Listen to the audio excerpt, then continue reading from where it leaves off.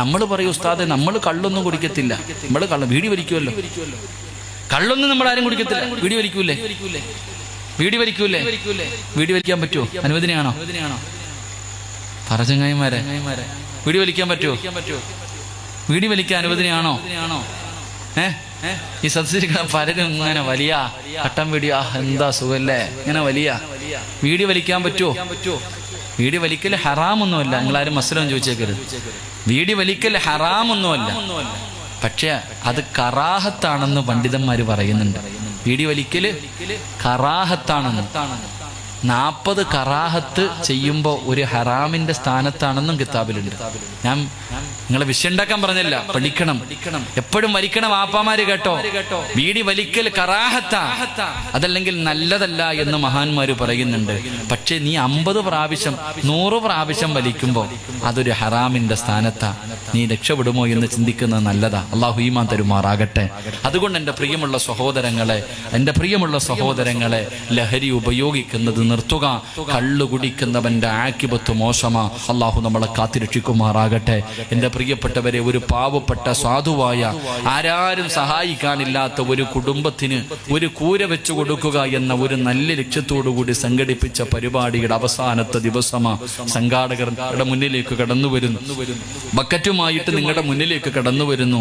അള്ളാഹ് തരുന്ന പ്രതിഫലം എന്തെന്നറിയോ? അള്ളാഹു തരുന്ന പ്രതിഫലം എന്തെന്നറിയോ?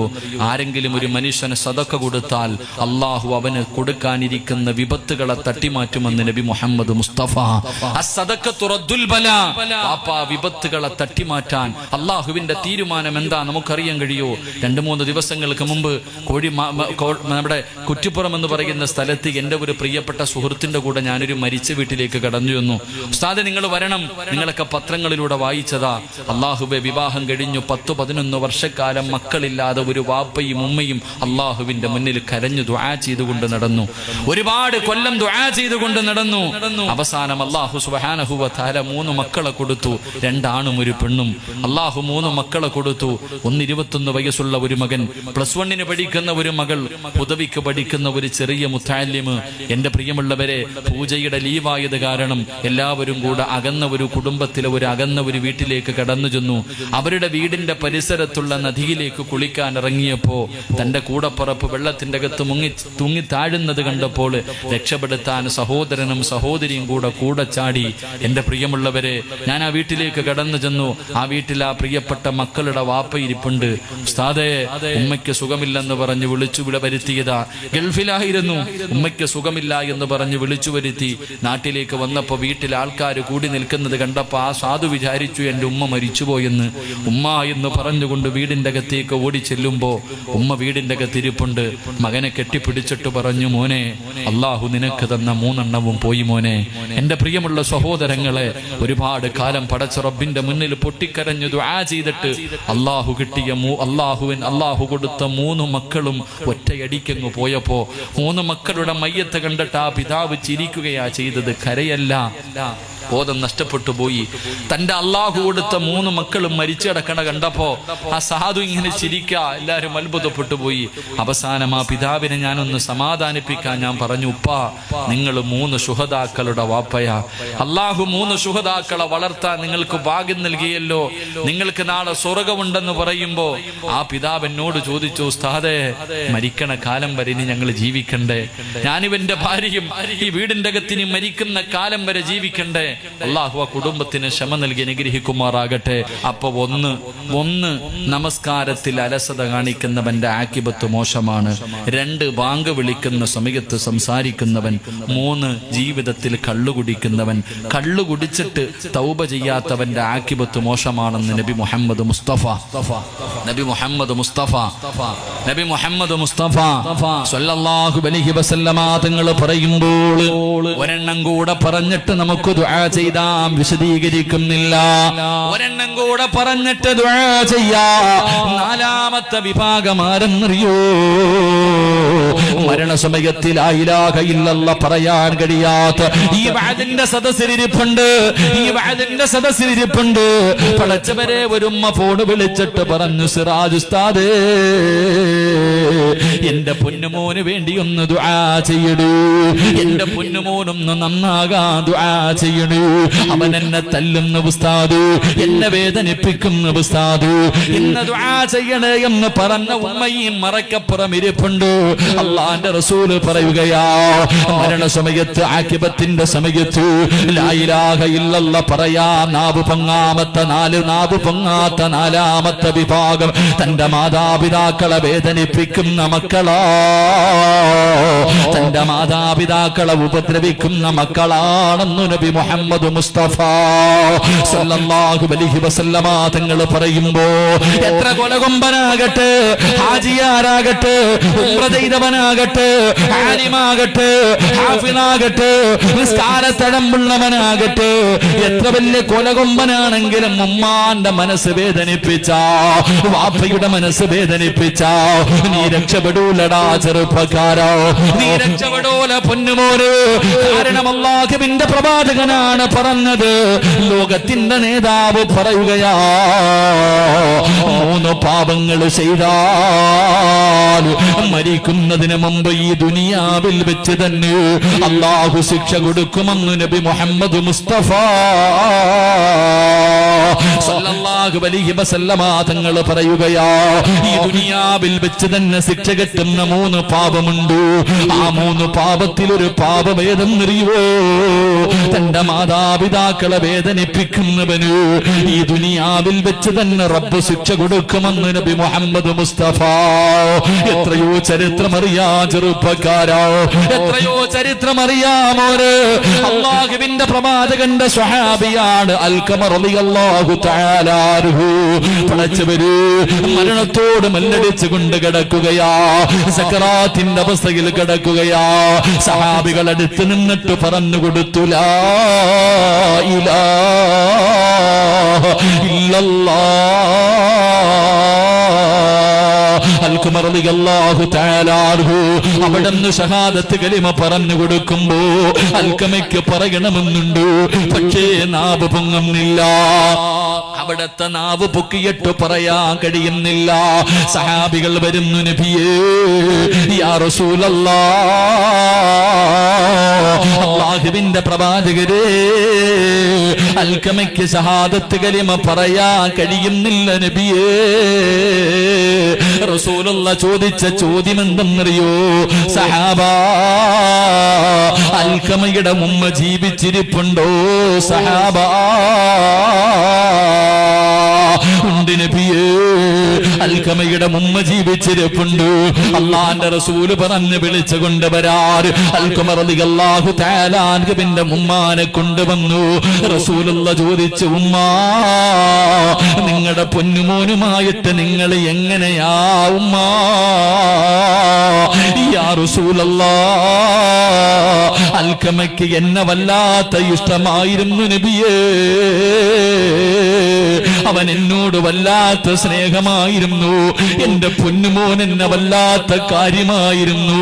പക്ഷേ അവൻ വിവാഹം കഴിച്ചു കഴിഞ്ഞപ്പോ എന്നെക്കാളും സ്നേഹം അവൻ അവന്റെ ഭാര്യയോടാണ് നബിയേ, എന്നെക്കാളും സ്നേഹം അവൻ അവന്റെ ഭാര്യയോടാ. അതുമ്മയുടെ തെറ്റിദ്ധാരണയായിരുന്നു എന്ന് ചരിത്രം പറയുകയാ. അൽഖമയ്ക്ക് ഉമ്മാനെ വല്ലാത്ത ഇഷ്ടമായിരുന്നു. പക്ഷേ ഉമ്മ വിചാരിക്കുന്നത് മകൻ എന്നെക്കാളും സ്നേഹം അവന്റെ ഭാര്യയോടാണ്. ഉമ്മയുടെ മനസ്സ് വേദനിച്ചു, ഒരിക്കൽ ഉമ്മാന്റെ മനസ്സ് വേദനിച്ചു. അല്ലാ, അതുകൊണ്ടാണ് മരണസമയത്തിൽ ലാ ഇലാഹ ഇല്ലല്ലാഹ് പറയാൻ കഴിയാത്തത്. റസൂലുള്ള പറയുന്നു, ഉമ്മ, നിങ്ങളൊന്ന് പൊരുത്തപ്പെട്ടു കൊടുക്കൂ, അൽഖമയ്ക്ക് നിങ്ങളൊന്ന് പൊരുത്തപ്പെട്ടു കൊടുക്കൂ. അവന് ലാ ഇലാഹ ഇല്ലല്ലാഹ് പറയാൻ കഴിയുന്നില്ല ഉമ്മ. ഉമ്മ പറഞ്ഞു, ഇല്ല നബിയേ, ഞാനവന് പൊരുത്തപ്പെട്ടു കൊടുക്കൂല നബിയേ, ഞാനവന് പൊരുത്തപ്പെട്ടു കൊടുക്കൂല, ഞാനവൻ വല്ലാതെ സ്നേഹിച്ചതാ. അല്ലാഹുവേ, ഉമ്മ പൊരുത്തം കൊടുക്കില്ല എന്ന് പറയുമ്പോ അള്ളാന്റെ റസൂല് പറഞ്ഞു, സഹാബ കത്തിച്ച് കള സഹാബ. ഉമ്മയുടെ പൊരുത്തമില്ലാത്ത അൽക്കമയെ കത്തിച്ച് കള സഹാബ. ഉമ്മ പറയുന്നു, വേണ്ട നബിയേ, എന്റെ പൊന്നുമോനെ കത്തിക്കല്ലേ നബിയേ, അവനെത്ര ദ്രോഹം ചെയ്താലും എന്റെ മകനല്ലേ, ഞാനവന് പൊരുത്തപ്പെട്ടു കൊടുത്തിരിക്കുന്നു യാ റസൂലല്ലാഹ്. പറഞ്ഞു തീരേണ്ട താമസം ഉമ്മ പൊരുത്തം കൊടുത്ത് കഴിയുമ്പോ അൽക്കമ വിളിച്ചു പറയുന്നു, ലാ ഇലാഹ ഇല്ലല്ലാഹ് എന്ന് പറഞ്ഞുകൊണ്ട് ലോകത്തോട് യാത്ര പറയുമ്പോ, എന്റെ പ്രിയമുള്ള സഹോദരാ, മാതാപിതാക്കളുടെ മനസ്സ് വേദനിപ്പിക്കുന്നവന്റെ ആഖിബത്ത് മോശമാണെന്ന് നബി മുഹമ്മദ് മുസ്തഫ സല്ലല്ലാഹു അലൈഹി വസല്ലം. അല്ലാഹു നമുക്ക് ഈമാൻ തരുമാറാകട്ടെ. അൽഖമ റളിയല്ലാഹു തആല അൻഹു പ്രവാചകന്റെ സഹാബിയ. ഉമ്മാനെ തല്ലിയില്ല, ചീത്ത വിളിച്ചില്ല, വൃദ്ധസദനത്തിൽ കൊണ്ടെറിഞ്ഞില്ല, പട്ടിണി കിട്ടില്ല, കണ്ണുനീര് കുടിപ്പിച്ചില്ല. ഉമ്മാനെക്കാളും സ്നേഹം ഭാര്യയോടാണെന്ന് ഉമ്മയ്ക്കൊരു തോന്നലുണ്ടായി, മനസ്സൊന്ന് വേദനിച്ചു. ആ സ്വഹാബിക്കും മരണസമയം ലാ ഇലാഹ ഇല്ലല്ലാഹ് പറയാൻ കഴിഞ്ഞില്ല. അവസാനം ഉമ്മ പൊരുത്തം കൊടുത്തപ്പോഴേ ആ പറയാൻ കഴിഞ്ഞത് എന്ന് ചരിത്രം പഠിപ്പിക്കുന്നു. അല്ലാഹു നമുക്ക് ഈമാൻ തരുമാറാകട്ടെ. അല്ലാഹു നമുക്ക് ഈമാൻ തരുമാറാകട്ടെ. എല്ലാവരും എഴുന്നേറ്റ് ബിസ്മില്ലാ ദുആ ചെയ്യാം. വാ, ഇങ്ങോട്ട് അടുത്തേക്കോ എല്ലാവരും, ഇൻഷാ അല്ലാഹ് അടുത്തേക്ക് വാ. എല്ലാവരും എനിക്കൊന്ന് കാണണം ഇൻഷാ അല്ലാഹ്. വാ, അൽഹംദുലില്ലാഹ്, സ്വലാത്തു സ്വല്ലല്ലാഹു.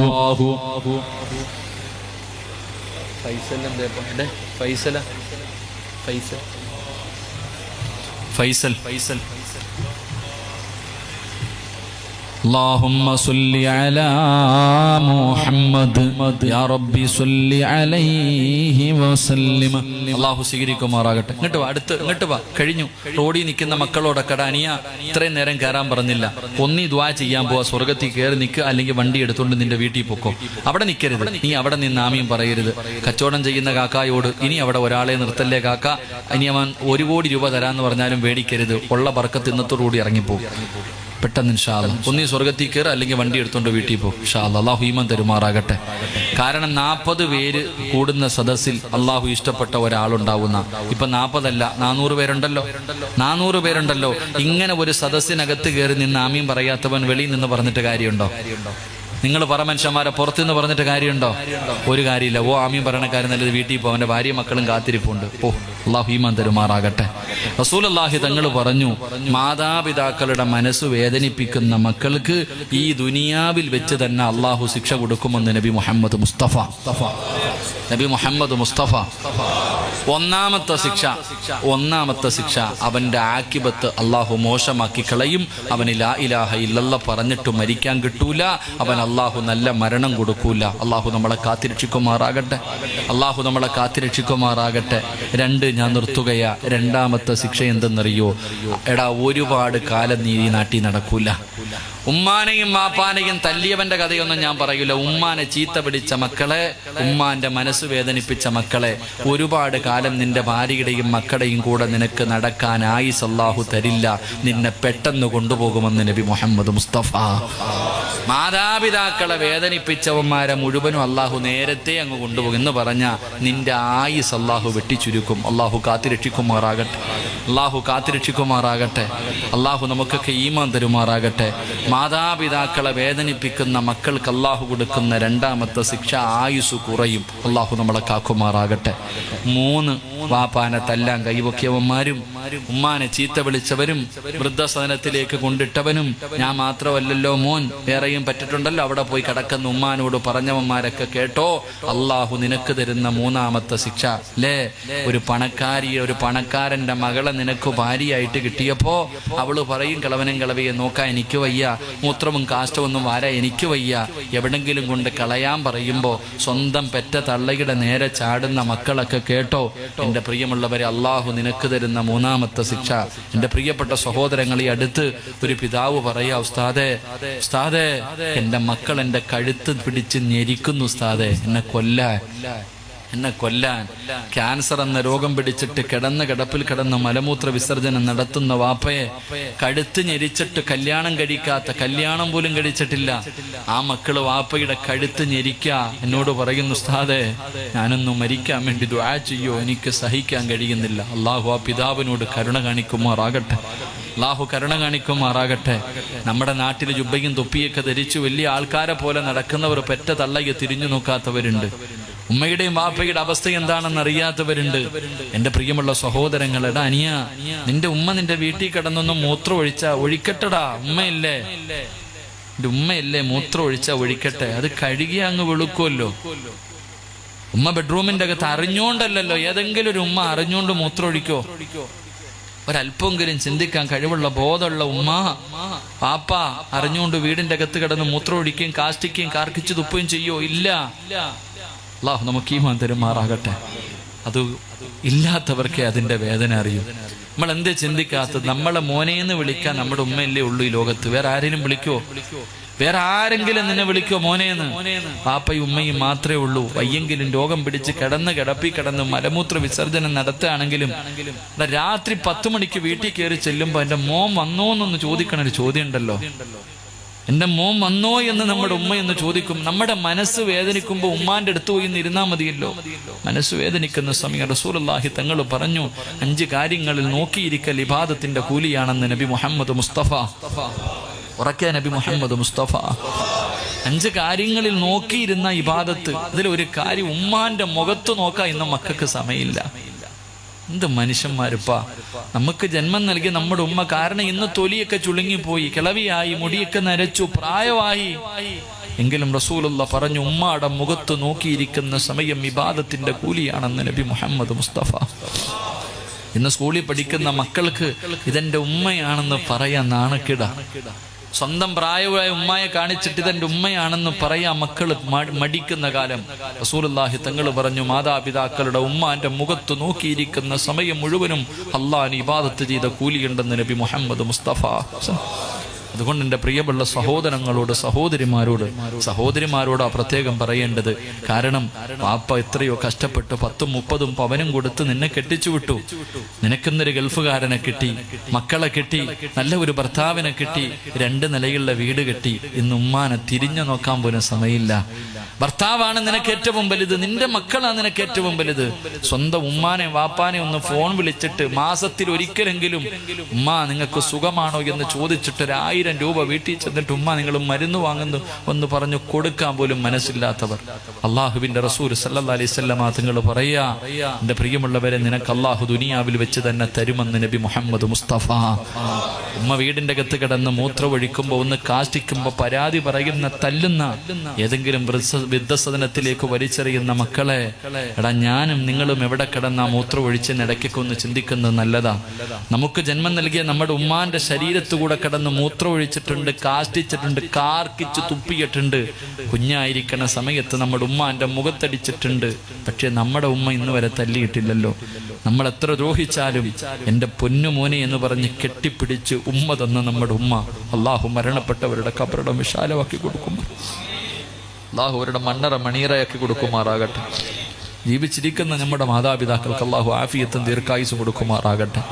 മാതാപിതാക്കളുടെ മനസ്സ് വേദനിപ്പിക്കുന്ന ഓരോ മക്കളും നിന്റെ മനസ്സിന്റെ ഉള്ളിൽ എഴുതി വെച്ചോ, അള്ളാഹു നിനക്ക് തരുന്ന 3ാമത്തെ ശിക്ഷ, നീ മരിക്കുന്നതിന് മുമ്പ് നിന്റെ മക്കളും തിരിച്ച് നിന്നോട് അത് തന്നെ ചെയ്യുമെന്ന് നബി മുഹമ്മദ് മുസ്തഫ. വാപ്പാനെ ചീത്ത വിളിച്ചിട്ടുണ്ടെങ്കിൽ, ഉമ്മാനെ ചീത്ത വിളിച്ചിട്ടുണ്ടെങ്കിൽ, വാപ്പ നീ കാത്തിരുന്നോ, നീ എങ്ങനെ വളർത്തിയാലും നിന്റെ മോൻ നിന്നെ വിളിച്ചിരിക്കും, ഉറപ്പാ. നീ മരിക്കുന്നതിന് മുമ്പ് നിന്റെ മക്കൾ നിന്നെ ചീത്ത വിളിച്ചിരിക്കും. നീ നിന്റെ മാതാപിതാക്കളെ തല്ലാൻ കൈപൊക്കിയിട്ടുണ്ടെങ്കിൽ വല്ലാഹി നിന്റെ മക്കളും പൊക്കും. നീ കണ്ണുനീര് കുടിപ്പിച്ചിട്ടുണ്ടെങ്കിൽ നിന്റെ മക്കളും തിരിച്ച് നിന്നോടത് ചെയ്യും. എന്നിട്ടേ നീ മരിക്കൂ എന്ന് നബി മുഹമ്മദ് മുസ്തഫ. അപ്പോഴേ അതിൻ്റെ വേദന നമുക്കറിയൂ. നമ്മുടെ ഉമ്മാന്റെ മനസ്സ് വേദനിച്ചതിൻ്റെ വേദന അറിയണമെങ്കിൽ നമ്മുടെ മക്കൾ നമ്മളെ തല്ലണം. അവൻ നമ്മൾ അടിച്ചിറക്കണം, അവൻ നമ്മളെ ചീത്ത വിളിക്കണം. അവളും കല്യാണം കഴിഞ്ഞ് പോയിട്ട് രോഗം പിടിച്ച് കിടക്കുമ്പോൾ മരിക്കാൻ കിടന്നാലും തിരിഞ്ഞു നോക്കാതിരിക്കണം. അപ്പോഴേ നമ്മുടെ ഉമ്മ വേദനിച്ചതിന്റെ വേദന, നമ്മുടെ വാപ്പയുടെ നെഞ്ചു പൊട്ടിയതല്ല. ഞാൻ ഇത്രയും കാലം കഷ്ടപ്പെട്ടു പട്ടിണി കടത്തി വളർത്തിയിട്ട് ഇവൻ ഇങ്ങനായി പോയല്ലോ എന്നോർത്തിട്ട് വാപ്പ നെഞ്ചു പൊട്ടി കരഞ്ഞതിന്റെ വേദന നമുക്കറിയൂ. അള്ളാഹു നമുക്ക് ഈമാൻ തരുമാറാകട്ടെ, അള്ളാഹു നമുക്ക് ഈമാൻ തരുമാറാകട്ടെ. അള്ളാഹുവേ, പലപ്പോഴും അറിയാതെ ഞങ്ങളുടെ ഉമ്മാനെ വാപ്പാനെ ഞങ്ങൾ പലതും പറഞ്ഞു പോയിട്ടുണ്ട്. റബ്ബേ, നീ ഞങ്ങൾക്ക് പുറത്തു തരണേ. അല്ലാ, ഞങ്ങൾക്ക് നീ പുറത്തു തരണേ പടച്ചവനെ. ഞങ്ങളുടെ മക്കൾ അത് തിരിച്ച് ഞങ്ങളോട് ചെയ്യില്ലേ അല്ലാ. റബ്ബേ, നീ ഞങ്ങളോടത് ചെയ്യിപ്പിക്കല്ല റഹ്മാനെ. അള്ളാഹുവേ, ഞങ്ങളുടെ മാതാപിതാക്കളുടെ കാൽ ചുവട്ടിൽ കിടക്കുന്ന സ്വർഗം നീ ഞങ്ങൾക്ക് നൽകി അനുഗ്രഹിക്കണേ അല്ലാ. ഞങ്ങളുടെ മാതാപിതാക്കൾ ഞങ്ങളെയും കാത്ത് സ്വർഗത്തിന്റെ കവാടത്തിന്റെ മുന്നിൽ കാത്തു നിൽക്കണേ അല്ലാ. എന്റെ മക്കളില്ലാതെ ഞാൻ സ്വർഗത്തിൽ പോകില്ല എന്ന് പറഞ്ഞ് ഞങ്ങളുടെ മാതാപിതാക്കൾ വാശി പിടിക്കണേ തമ്പുരാനെ. അവരെ തന്നെ ഞങ്ങൾക്ക് സ്വർഗത്തിലും മാതാപിതാക്കളാക്കി തരണേ അല്ലാ. അള്ളാഹുവേ, അവരുടെ പൊരുത്തം കിട്ടിയ മക്കളിൽ ഞങ്ങളെ പെടുത്തണേ പടച്ചവനെ. ഞങ്ങളുടെ മാതാപിതാക്കളെ സ്നേഹിക്കുന്നത് പോലെ സ്നേഹമുള്ള മക്കളെ നീ ഞങ്ങൾക്ക് നൽകി അനുഗ്രഹിക്കണേ അല്ലാ. എൻ്റെ പ്രിയമുള്ളവരെ, പ്രവാചകൻ പറഞ്ഞു, മാതാപിതാക്കളെ വേദനിപ്പിക്കുന്ന മക്കൾക്ക് നല്ല മരണമില്ലെന്ന് നബി മുഹമ്മദ് മുസ്തഫ. അള്ളാഹു നമുക്ക് ഈമാൻ നൽകുമാറാകട്ടെ.